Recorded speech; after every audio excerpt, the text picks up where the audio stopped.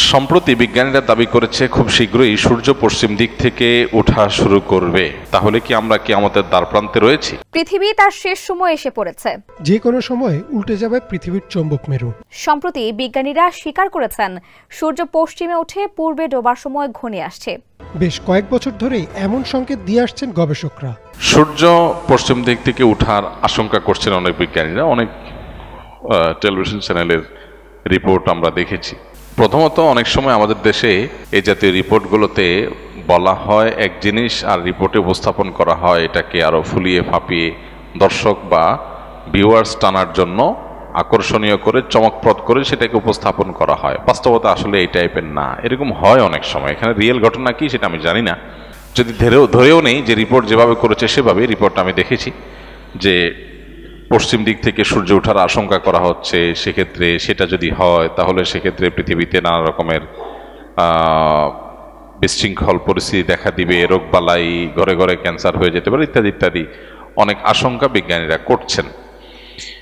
তো আমরা যখন কোরআন এবং হাদিসের ছাঁচে ফেলে এই গবেষণাকে মাপঝোপ করার চেষ্টা করি তখন আমরা দেখতে পাই যে নবী করিম সাল্লাল্লাহু আলাইহি সাল্লাম কিয়ামতের আগে 10টি বিশেষ আলামত প্রকাশ পাওয়ার কথা বলেছেন, যেগুলোকে আলামাতুস সাআহ আল কুবরা বলা হয়েছে, অর্থাৎ কিয়ামতের বড় বড় আলামত হিসাবে আখ্যায়িত করা হয়েছে। এখানে বড় আলামত বলতে কিয়ামতের একেবারে শেষ মুহূর্তে এসে যেগুলো দেখা দিবে সেগুলোই বড় আলামত, আর যেগুলো অনেক আগে থেকে দেখা দিবে সেগুলো ছোট আলামত।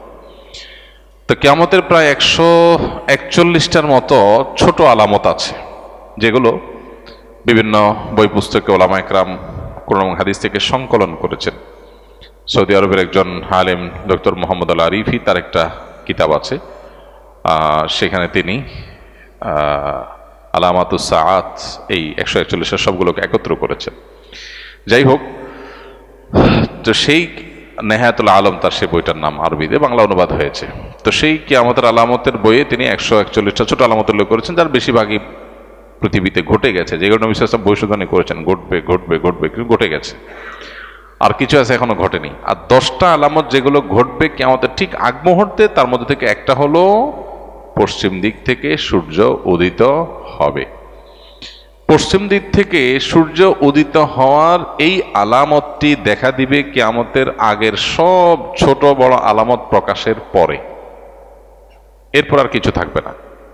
পশ্চিম দিকে যখন আপনার সূর্য উদিত হবে তখন কেউ আর তওবা করে আল্লাহর পথে ফিরে আসলেও সেটা অ্যাকসেপ্টেবল হবে না, সেটা অ্যাকসেপ্টেড হবে না, এবং তারপরেই শুরু হবে মহাপ্রলয়, শেষ। এই যে তার আগে একটা দীর্ঘ রাত থাকবে, বিভিন্ন বিশুদ্ধ হাদিস দ্বারা, কোরআনের বিভিন্ন ভাষ্য দ্বারা কিয়ামতের পূর্বে যা যা ঘটবে সেগুলো প্রমাণিত। সেই আলোকে আমরা বলতে পারি, যেহেতু কিয়ামতের ওই যে আলামতগুলো এখনো দেখা দেয়নি, ইমাম মাহদির আবির্ভাব, ঈসা আলাইহিস সালামের আবির্ভাব, দাজ্জালের সাথে সংগ্রাম, ইয়াজুজ মাজুজের সাথে সংগ্রাম, আরো বহু বিষয় রয়েছে যেগুলো কিয়ামতের আগে ঘটবে। সর্বশেষ আলামত হবে এটি। তো সেই ছাঁচের সাথে আমরা মিলাইলে দেখি যে এটা যদি ঘটেও, বিজ্ঞানীদের এই গবেষণা যদি সত্যও হয়, তাহলে কিয়ামতের আগে যে পশ্চিম দিকে সূর্য উদয় হওয়ার কথা হাদিসে বলা হয়েছে এটি সেটা নিশ্চয়ই না। অর্থাৎ এরপরেও পৃথিবী টিকবে। এই পশ্চিম দিকে সূর্য উদিত হওয়ার পর পৃথিবী ধ্বংস হয়ে যাবে এটা কোনোদিনই হবে না, যতক্ষণ পর্যন্ত হাদিসে ওই সমস্ত আলামতগুলো প্রকাশ না পাবে যেগুলোর পরে হাদিসে সতর্ক করা হয়েছে, ভবিষ্যদ্বাণী করা হয়েছে। এর আগে আপনারা দেখেছেন বিভিন্ন সময় বিজ্ঞানীরা গবেষণা বলেছেন বিভিন্ন আপনার নক্ষত্র তাদের যে কক্ষপথে তাদের যে বিচরণ হয়ে থাকে, আল্লাহ সুবহানাহু ওয়া তাআলা কোরআনে কারীমে যে বলেছেন যে ওয়াশ-শামসু তাজরি লিমুস্তাকাররিন লাহা যালিকা তাকদীরুল আজিল আলীম ওয়াল কামারু কদ্দারনাহা মানাসিলা। এই যে সৌরজগতে বিভিন্ন গ্রহ নক্ষত্র, আল্লাহর বিভিন্ন বড় বড় যে আপনার তারকারাজি রয়েছে, সৃষ্টি রয়েছে, এগুলো তাদের নির্দিষ্ট কক্ষপথে বিচরণ করে, আল্লাহ তাআলা এটা বলেছেন। তো এই যে বিচরণ করবার কথা বলা হয়েছে কোরআনে, সেখানে কোনোটি বিভিন্ন সময় আপনারা শুনেছেন বিজ্ঞানীরা বলেছেন বিভিন্ন সময় যে কোনো একটা নক্ষত্র আরেকটা নক্ষত্রের সাথে সংঘর্ষ হওয়ার সম্ভাবনা আছে, তাতে পৃথিবী শেষ হয়ে যাবে। আমরা অনেকে এই সমস্ত নিউজ দেখার পর মোটামুটি জমি জমা বিক্রি করে সব খেয়ে পরে মোটামুটি প্রস্তুত হয়ে গেছিলাম, কিন্তু একজন ইমানদার তিনি নিশ্চিতভাবে জানেন নবী করিম সাল্লাল্লাহু আলাইহি সাল্লাম মহাপ্রলয় হয়ে সৃষ্টি জগৎ শেষ হওয়ার যে ঘটনা ঘটবে তার আগে অনেকগুলো বিষয় বলেছেন, সেগুলো ঘটবে। তার অনেক কিছু এখনো ঘটে নাই, সো আমরা সেটার জন্য অপেক্ষায় আছি। ওইটার আগে কখনো এটা হবে না। যদি এরকম সংঘর্ষ হয়ও, পৃথিবী যদি ক্ষতিগ্রস্ত হয়ও, তো আবার পৃথিবী আবার জেগে উঠবে। এটা ফাইনাল সে ক্ষতিগ্রস্ত হওয়া নয়, যেটি হাদিসে বলা হয়েছে। সো এই পশ্চিম দিকে যদি সূর্য উদিত হওয়ার ঘটনা কোনোভাবে আংশিকভাবেও যদি এটি সত্য বাস্তবায়িত হয়ও, তারপরেও সেটি সেই পশ্চিম দিকে সূর্য উদিত হওয়া নয় যেটার মাধ্যমে সব ধ্বংস হয়ে যাবে। বরং বিজ্ঞানীদের এই সমস্ত গবেষণার মাধ্যমে একজন ইমানদারের এই ইমানটা আরো বৃদ্ধি পায় যে নবী করিম সাল্লাল্লাহু আলাইহি সাল্লাম বা কোরআনে কারিমে যে আপনার ভবিষ্যৎবাণী করা হয়েছে এটা ঘটবে ওইটা ঘটবে, তার কিছু কিছু আছে মানুষ কোনোভাবে বিশ্বাস করতে পারতো না, এক সময় অবিশ্বাস্য ছিল কিভাবে এটা হবে। বিজ্ঞানীদের গবেষণা করে বিভিন্ন বৈজ্ঞানিক থিওরি দিয়ে সেটাকে তারা প্রমাণ করছেন কিভাবে এটা পসিবল, কিভাবে এটা সম্ভব। তাহলে যেটা আমাদের কাছে অসম্ভব মনে হতো, অনেকের কাছে অযৌক্তিক মনে হতো, অনেকের কাছে ইলজিক্যাল মনে হতো, বৈজ্ঞানিকদের গবেষণার মাধ্যমে সেটার সম্ভাব্যতা প্রমাণিত হওয়াটা এটা আমাদের ইমানকে বাড়িয়ে দেয় যে আল্লাহ এবং তার রাসূল সাল্লাল্লাহু আলাইহি সাল্লাম যা বলেছেন আমাদের বুঝে আসতো না এটা কিভাবে হবে, কিন্তু দেখলাম যে পরে বিজ্ঞানীরা বিভিন্ন গবেষণা দ্বারা এটা সম্ভাব্যতা প্রমাণ করেছেন। তখন আমরা আমাদের ইমানকে আরো বৃদ্ধি করি, আরো শানিত করি যে আলহামদুলিল্লাহ আমরা না বুঝেও ইমান আনি। কিন্তু আমার না বুঝে ইমান আনার মানে এই না যে আমি যে বিষয়ের প্রতি ইমান এনেছি এটা ইলজিক্যাল। লজিকটা আমার জানা নাই, পরে আবিষ্কার হয়েছে, কিন্তু আল্লাহ যা বলেছেন তার চেয়ে বড় কোনো লজিক হতে পারে না। সেটা আমার এখন বুঝে আসুক আর না আসুক, এখান থেকে বড় ইমান আরো আমাদের বৃদ্ধি হয়। তবে এটা সেই ঘটনা অবশ্যই না যেটি হাদিসে বলা হয়েছে, কারণ তার আগে আর অনেক কিছু ঘটার কথা বলা হয়েছে। একজন মহিলা তার স্বামীর সাথে পুরাতন ঘরে বসবাস করা অবস্থায় শপথ করলো যে নতুন ঘর নির্মাণের পরও সে পুরাতন ঘরে অবস্থান করবে। এক পর্যায়ে সে নতুন ঘরে গেল, এখন তার শপথের বিধান কি হবে? যদি কেউ তার স্বামীকে এভাবে বলে যে আমি নতুন ঘরে উঠবো না, আমি পুরান ঘরেই থাকবো, এটা যদি আল্লাহর নামে শপথ নিয়ে বলে যে আল্লাহর কসম আমি নতুন ঘরে উঠবো না, তাহলে সে যদি উঠে তাহলে শপথ ভঙ্গ করছে, আর শপথ ভঙ্গ করলে সে কাফারা দিবে। আর এই জাতীয় শপথ ভঙ্গ করা এটা দোষের কিছু না, বরং কোনো কোনো ক্ষেত্রে প্রশংসনীয়।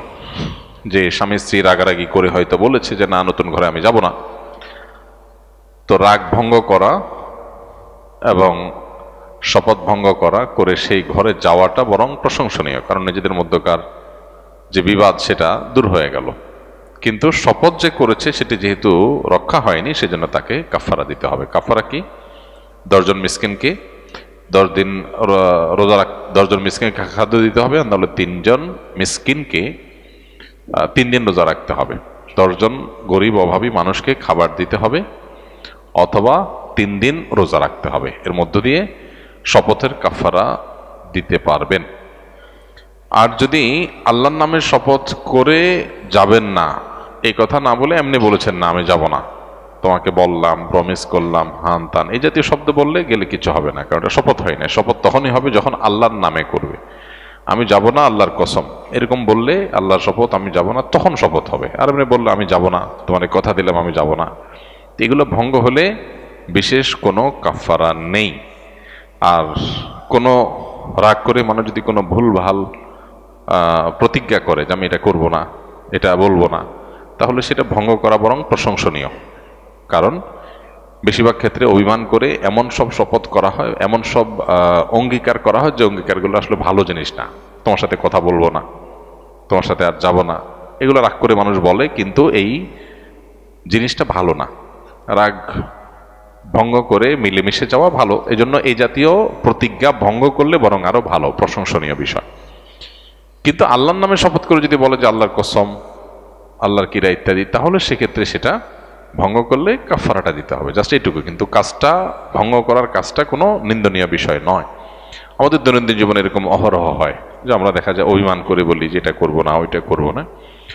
তো সেক্ষেত্রে মূলনীতি আমরা ফলো করব, আল্লাহর নামে শপথ করে যদি আমি না করার কথা বলি আর সেটা যদি পরে ভঙ্গ করি অর্থাৎ করি, তাহলে সেক্ষেত্রে আমাকে কাফারা দিতে হবে, হয় 3টি রোজা আর না হলে 10 জন মিসকিনকে খাদ্য দান, দুইটার কোনো একটা করতে হবে।